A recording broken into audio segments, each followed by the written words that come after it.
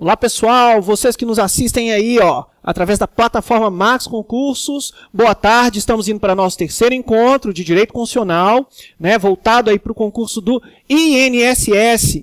Ó, primeiro encontro, hein, vimos elementos do Estado, né, elementos do Estado que eu cheguei a dizer para vocês que está lá previsto dentro do conteúdo de Direito Administrativo.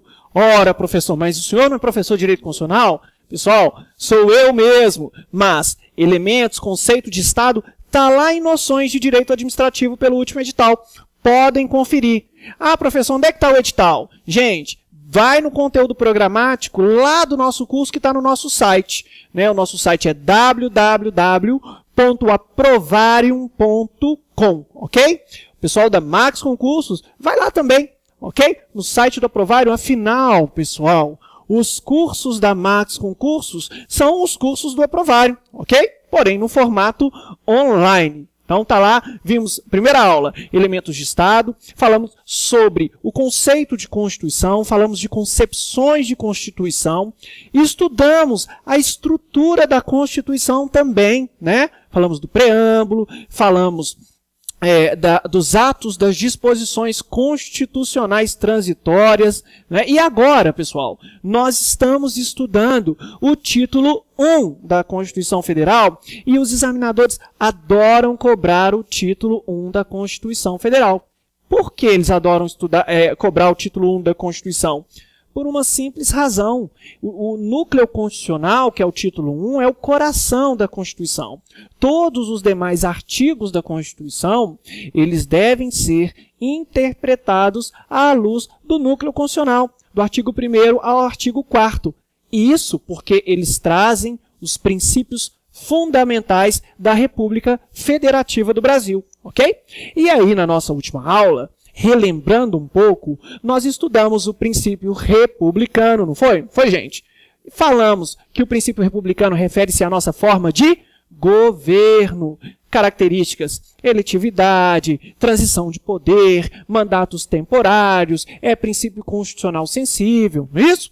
E depois falamos de um outro princípio muito importante, um princípio que é cláusula pétrea, que é o princípio federativo, ok? O princípio federativo define a nossa forma de Estado.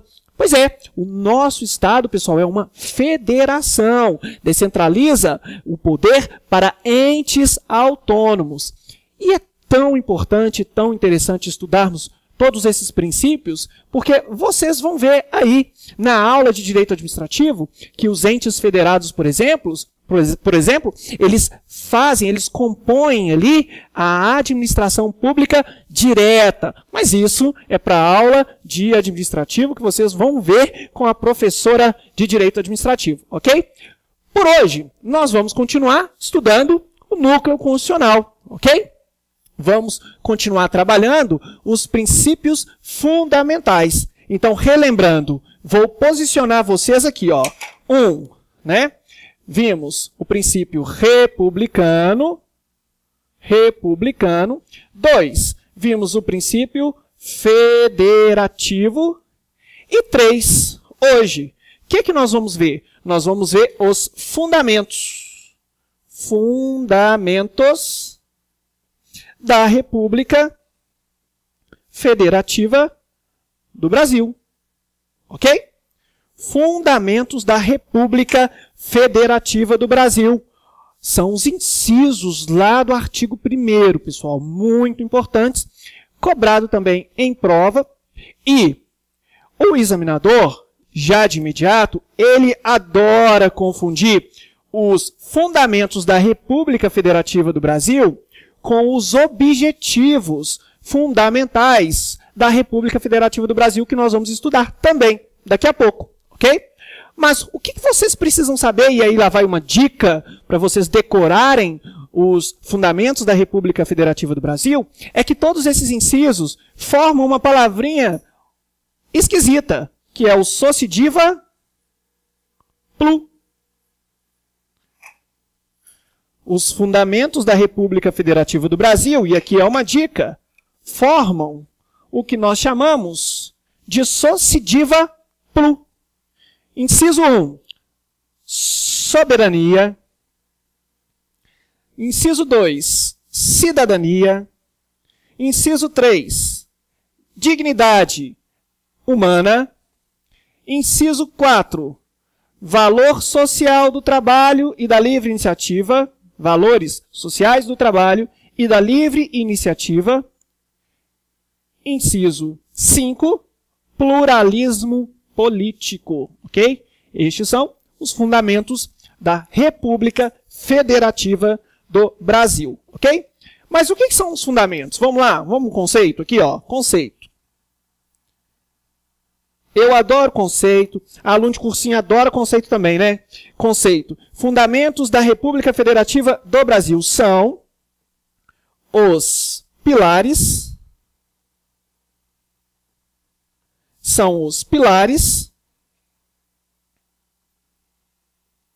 Que reafirmam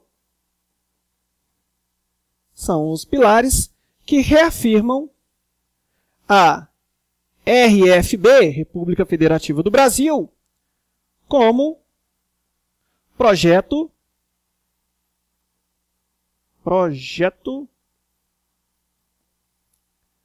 de nação, como projeto de Estado, como projeto de nação, ok? E vamos lá para o primeiro, então, né? Opa! Inciso 1º.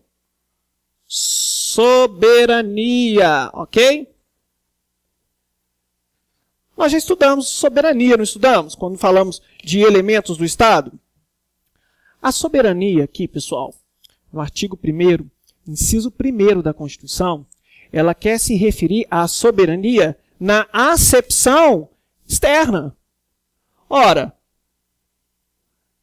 o nosso conceito de fundamentos da República não são os pilares que reafirmam a República Federativa como projeto de nação? Logicamente, em razão disso, nós estamos nos referindo à soberania externa aqui, ok?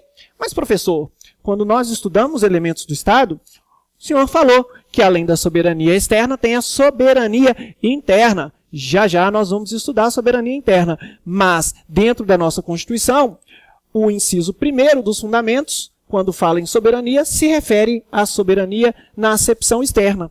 E o que é a soberania na acepção externa? Vocês lembram? Soberania na acepção externa é a independência de um Estado em relação ao outro. O que o fundamento ali da República Federativa do Brasil quer dizer para a gente? Quer dizer que nós somos uma nação soberana e que nós não nos sujeitamos a nenhum outro Estado, ok? Porque nós somos o quê? Nós somos um Estado independente, soberano e não nos sujeitamos a qualquer outro Estado, ok?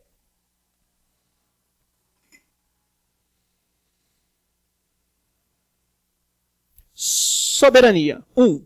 Inciso 2. Cidadania. Cidadania. Pessoal, cidadania aqui, ó, não se refere apenas ao direito ao voto. É muito mais do que isso, né? Soberania não se refere apenas ao direito de votar. É mais amplo.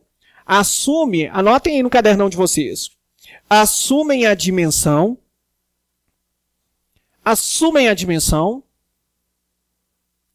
da participação. Portanto, não se refere apenas ao direito ao voto. É mais do que isso. Assume a dimensão da participação de todos os afetados.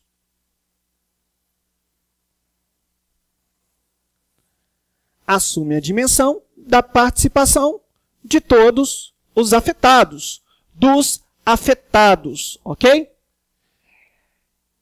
É que na antiguidade, gente, vou explicar para vocês como funcionava. Quem é que era considerado cidadão. Cidadão, na antiguidade, na Grécia Antiga, era aquele que tinha o título de cidadão, aquele que exercia o direito de votar, ok? Esse era o cidadão. Agora, para a nossa Constituição, essa cidadania não é só o direito ao voto, não. O direito ao voto apenas é uma manifestação deste cidadão, ok? Então, na República Federativa do Brasil, uma pessoa não deixará de ser considerada cidadão se ela ainda não tem o título de eleitor, não, ok? Ele vai continuar sendo cidadão da mesma forma, porque é mais amplo, é um conceito mais amplo do que simplesmente a manifestação, o exercício do direito ao voto, ok?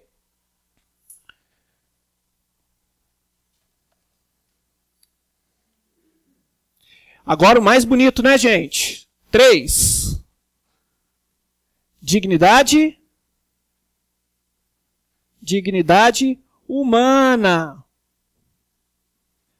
O meu amigo Nelson Rosenwald adora falar da dignidade humana. E por que o Nelson Rosenwald fala da dignidade humana, gente? Porque ele é um autor civilista.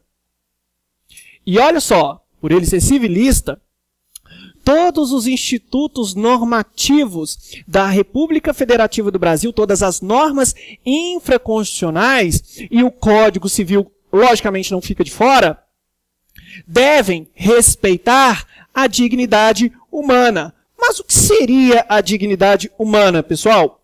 Anotem aí, vou ditar para vocês. É a permanente busca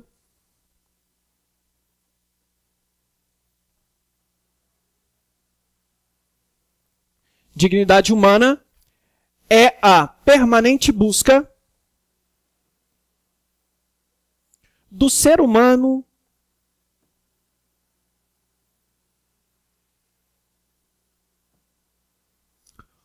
por liberdade e igualdade.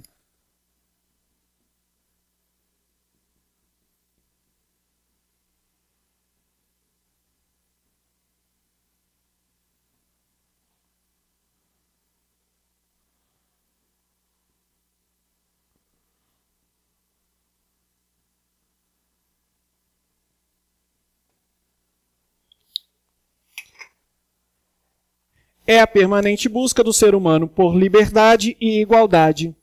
É o axioma fundamental dos direitos fundamentais.